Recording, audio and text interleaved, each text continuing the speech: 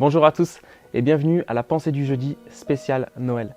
On a la joie de vous présenter aujourd'hui et tout au long du mois 6 pensées spéciales sur le thème de Noël avec une magnifique décoration. Notre équipe a fait un superbe travail et c'est moi qui ai l'honneur d'ouvrir le bal en ce 1er décembre avec cette pensée du jeudi.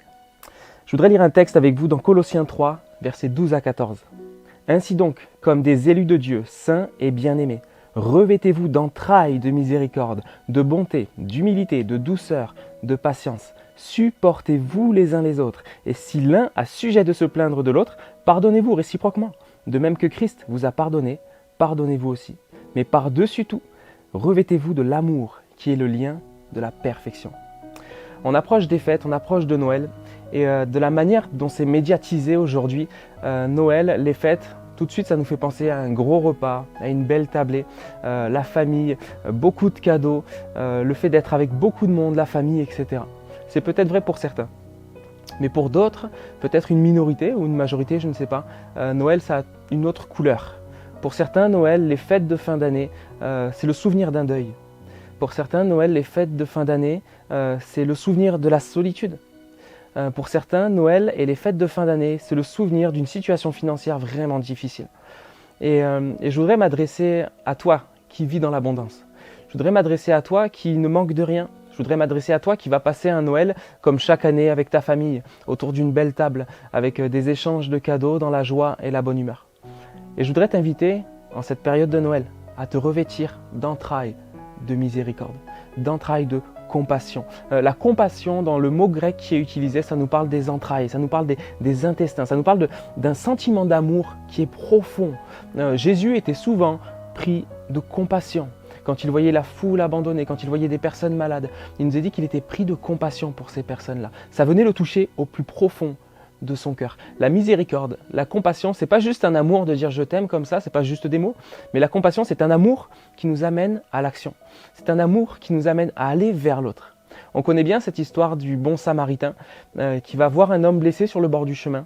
Et alors que 2 hommes sont passés avant lui en ignorant le blessé, le bon samaritain, le samaritain passe et il est pris de compassion pour cet homme qui est blessé sur le bord du chemin. Alors il va s'arrêter, prendre soin de lui au mieux qu'il peut. Il va l'amener dans une auberge, il va le mettre sur sa propre monture, il va le soigner, il va dépenser de l'argent pour cet homme. Il va être pris de compassion, alors il va agir en conséquence. Et je voudrais que toi, chrétien, qui as l'habitude de fêter Noël comme chaque année, les fêtes de fin d'année dans la réjouissance, dans l'abondance, je voudrais que tu puisses peut-être tourner tes regards vers une personne autour de toi que tu vois semaine après semaine et qui vit dans la solitude, qui vit dans une situation financière bien humble, peut-être quelqu'un qui a traversé un deuil, et tu sais très bien que la période de Noël va rappeler ce deuil à cette personne. Et je voudrais t'inviter à être dans la compassion, à être dans l'amour, à pour un temps, s'il te plaît, ne pas penser à toi, ne pas juste moi penser à moi, mais à penser à celui qui est autour de moi, à regarder à droite, regarder à gauche et regarder à celui qui est seul, et tu peux être celui qui va faire que cette fin d'année va être différente de toutes les autres pour lui. Jésus avait l'habitude de passer du temps avec ceux qui étaient rejetés. Vous savez, pour moi, dans ma famille, Noël souvent, j'ai été élevé par ma maman seule, j'ai 4 frères et sœurs, on est 4 en tout, pardon. Et ma maman, à chaque Noël, il y avait toujours une place pour celui qui était rejeté. J'ai eu l'habitude à chaque Noël d'avoir une personne peut-être que moi je ne connaissais pas vraiment, mais ma mère avait remarqué une personne qui avait besoin, qui était seule, une petite mamie, un monsieur, un jeune seul, peut-être même un SDF. Et ma mère avait ce réflexe-là, à la période de Noël, d'aller chercher et d'inviter quelqu'un pour lui donner de l'amour. Ce qui nous touche en Christ, c'est l'amour qu'il nous donne.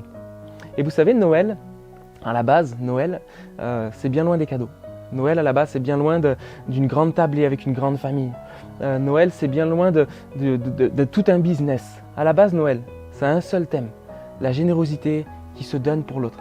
Dieu a tant aimé le monde qu'il a donné son Fils unique. Et c'est à Noël qu'il l'a donné. C'est à Noël qu'il a fait venir son Fils dans le monde. Noël, c'est donné. Noël rime avec générosité. Et c'est à ce à quoi je voudrais vous inviter en ce début de décembre. Peut-être si vous êtes un couple, à en parler entre vous et à réfléchir et à prier pour inviter une personne peut-être à ta fête de Noël. Peut-être que ça va déranger ta famille, mais c'est pas grave. Parce que l'évangile, c'est d'aimer les autres et d'aller prendre soin des autres, qu'importe ce que les autres en pensent. Jésus était critiqué quand il passait du temps avec les prostituées, avec les collecteurs d'impôts, avec les paralytiques, les SDF de l'époque. Il était critiqué, mais il le faisait quand même. Parce que c'est ça l'évangile, frères et sœurs. Prendre soin de l'orphelin, prendre soin de la veuve, prendre soin du veuf, prendre soin de celui qui est seul. Et c'est ce à quoi je voudrais vous inviter en ce début décembre, à prier pour cela et peut-être penser à une personne. Et vous allez peut-être être la personne qui va changer la fin d'année de quelqu'un. C'est ça l'évangile, c'est aimer comme Jésus nous a aimés. Soyez bénis.